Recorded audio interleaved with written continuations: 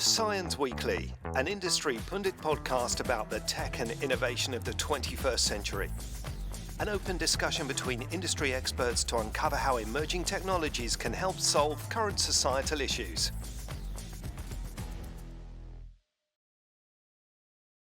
Today we have with us Melike and Mustafa. First of all, thank you so much for joining us at the CYENS Podcast. Please tell us a bit more about yourselves before we get started with the interview. Thank you, Maria, for inviting us and hosting us. I'm Melike Kalkan. I'm the project coordinator for EU-funded Innovative Entrepreneurship and Dialogue project, which is implemented by NICO. And I'm Mustafa. I am a short-term expert or a business advisor for the project, and I help the team with their local needs. Okay, so the first question is for Melike. Melike, you are the project coordinator, as you said, for the Innovative Entrepreneurship project funded by the EU exactly. We had the pleasure of working together since 2018. CYENS was then RISE at the time. Please tell us more a bit about the project and its goals. Sure. Innovative Entrepreneurship project is, as you also mentioned, it's an EU-funded project started in end of 2018 and it's ongoing until end of 2023. Its main focus is improvement in the entrepreneurship ecosystem of the Turkish Cypriot Community, and we do activities in this perspective, including many other activities that are focusing on the innovation and entrepreneurship and some funding schemes right after the pandemic started. So this is what we are doing. And NICO is an organization, it's a non-for-profit organization from Northern Ireland. And it's implementing this project right now in the northern part of Cyprus. Okay. It's like that. Mustafa. Yes. So your project helps a lot of people from different areas and different industries, starting from students to SMEs. Exactly. What are some milestones you have achieved so far, and what would you like to have, more of? Well, I think we have mapped all the ecosystem, and we are trying to collaborate with all the stakeholders in the ecosystem. This, as you mentioned, includes chambers, the SMEs, the chambers, backbones of the ecosystem, and also we go down to people in education, we go to people with no idea what to do, and people who are already in business and they want to improve their competitiveness, their existence in the ecosystem. Some of the milestones that we can talk about is our Into Business program, which is targeted for very new businesses and people with no business background. And we have reached 365 people so far in the pilot phase, which we run from 2019 to 2021. And we have taken them through a journey. And through this journey, we have provided them workshops regarding idea generation, sales and marketing, accounting, legal stuff, just to put the puzzles together to create a business plan for themselves. And we are very happy with how the project went, and now we are running the second phase of Into Business, which will run till the end of our project, December 2023. And we target about 400 people per year that we take on board for the journey. Now the journey changed a little bit depending on the needs of the entrepreneurs. We are more focused on the business plan now. We have a output, let's say. We target on the business plan output. And we want these existing entrepreneurs or new entrepreneurs to have their own strong business plans, and we support them with one-to-one mentorings as well. Okay, that's amazing, and we really want to, stay up to date and see every step of the way up until the end of the project. Now, you mentioned that you take them on a journey. Yes. I want to ask you about the journey of the StartUps4Peace. Innovative Entrepreneurship was one of the co-founders. Mm-hmm. Can you please tell us more about, the beginning and all the way up to the teams actually going to Finland? Sure. Startup4Peace is an initiative that started actually in 2015. And in the last 2 sessions in 2019 and 21, we are implementing it as Innovative Entrepreneurship project in partnership with Embassy of Finland. They are co-funding this initiative, StartUps4Peace initiative. I can give some details about last year's Startup4Peace, which we recently closed actually. We invited applicants from across Cyprus with their preferably bi-communal business ideas, but if not, still we aim to bring them together, to work in the boot camps and to understand the concepts of a business, entrepreneurship all together, and eventually, hopefully, to create a common startup. And we had taken into our journey, another journey, 11 startups, and we organized 2 boot camps, and we collaborated with CYENS and chambers of commerces from both sides of the island in this program. And after 2 boot camps, 2 trainings that we organized with our startups, we take them to another exciting event, which is a pitching battle, where they had only 5 minutes to represent their projects and business ideas.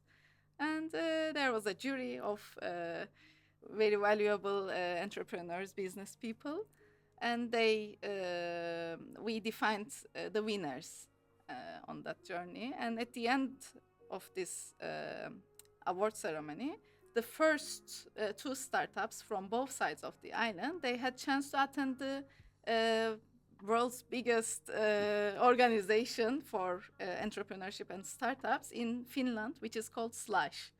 And we had chance to attend that together. It's really increased the relations of these 2 startups, and the feedback we received from them and from all of the participants was that they could really see that there is a chance to work together and to build something together. So this is our achievement, let's say.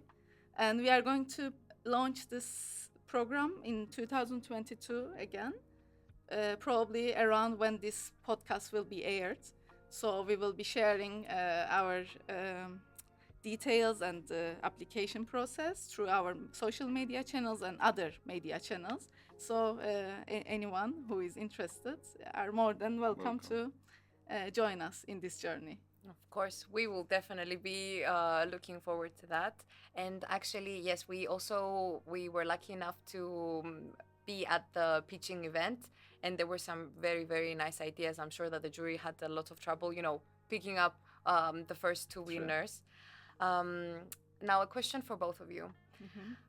Tell me more about the startup ecosystem in the Turkish Cypriot community. What does it look like? And as a second part of the question, what is the cooperation like with the South? Sure, I can. Would you like to start? Yes, and I will contribute. I can start. It's not very developed. It's still, to be honest, that's where our project comes in. We feel that the entrepreneurs feel left alone. The system is not really helping them to set up their businesses, or they don't know where to start from.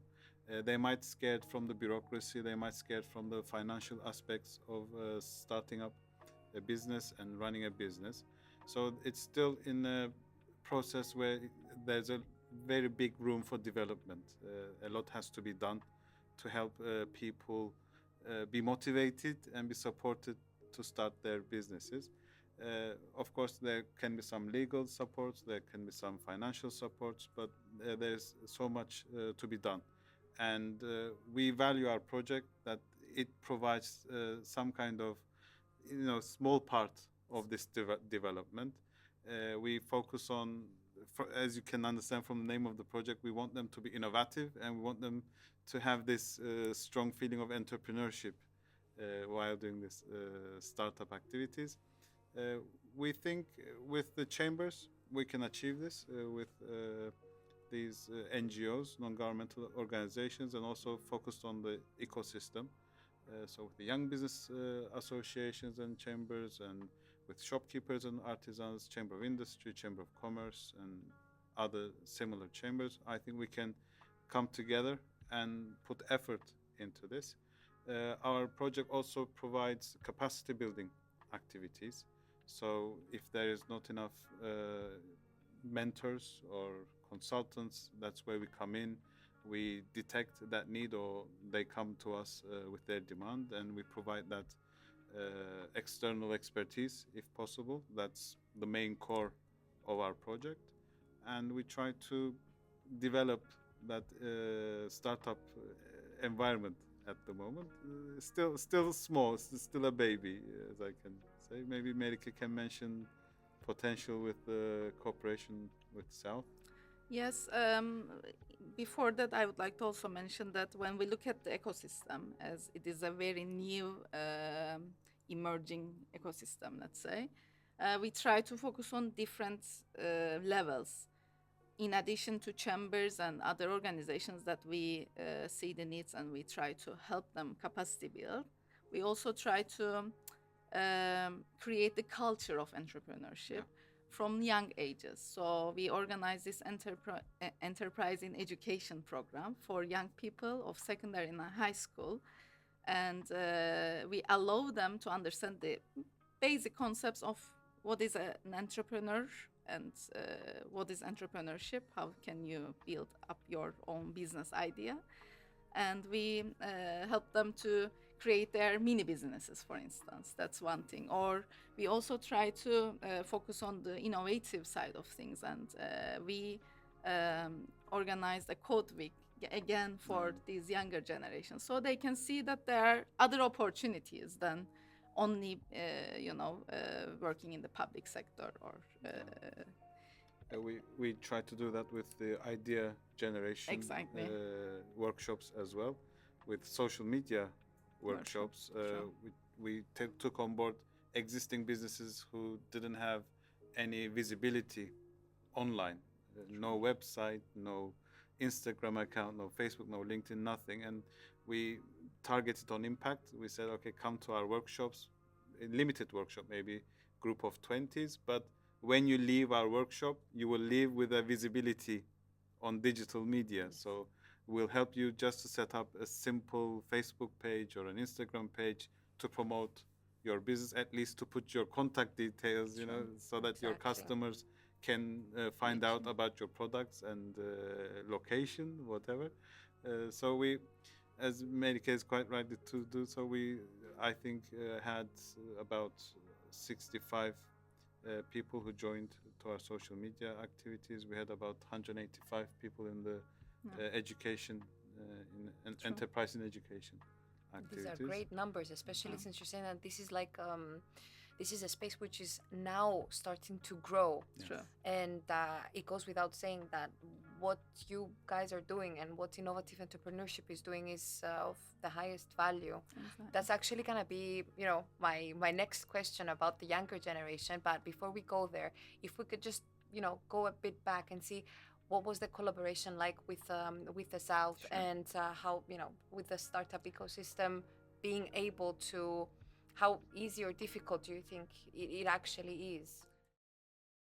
This podcast is brought to you by CYENS, former RISE, the Research Centre of Excellence in Cyprus, focusing on interactive media, smart systems, and emerging technologies.